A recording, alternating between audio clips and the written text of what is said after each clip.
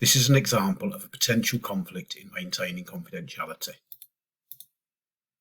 Mr R is a 70-year-old client who requires help with washing and dressing, shopping and meals.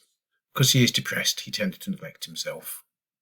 The doctor thinks there may be an underlying reason, but all attempts to find out why Mr R is depressed have been ineffective. Over several weeks, you have managed to build up a good relationship with him. He is reading the paper today and points to an article about someone famous dying of AIDS.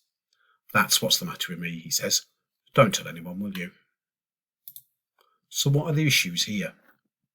There are two ways you can read that scenario. You can read the scenario as that he has read the article and he is depressed because he is dying of AIDS, or he has AIDS. But you can also read that article and think, does he know that person? Is he related to that person? Is he estranged from a family member who is that famous person? And he is depressed because that person is dying. Is he just a fan of that person? Is he depressed because his favourite actor is dying? And this is where we have to be careful about making assumptions, because nowhere in that scenario does the gentleman actually say that he has AIDS. So that brings us on to our second issue, which is communication. This is the point where we need to find out from him what is actually the issue. Why is he depressed about that article? So we question him sensitively. What is it about that article that is making you depressed? He might turn around and say, I have been diagnosed HIV positive. He might equally turn around and say, that's my son and he's dying and I don't know how to deal with that. So we have to communicate really closely with him. Depending on what he communicates to us, we also then need to share that with the rest of the team.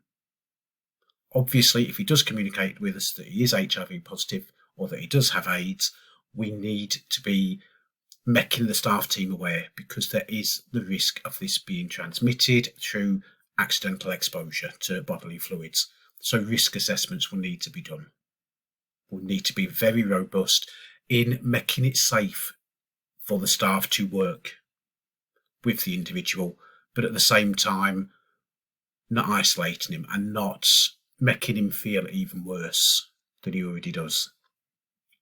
Duty of care as well. If he does have HIV, if he has put himself at risk of HIV, he needs to know for his health.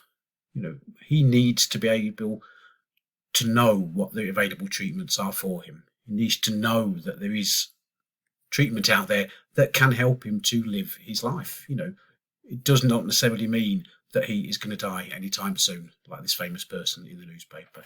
So communication with him and with the rest of the team are going to be paramount in this, because it is a very, very sensitive situation.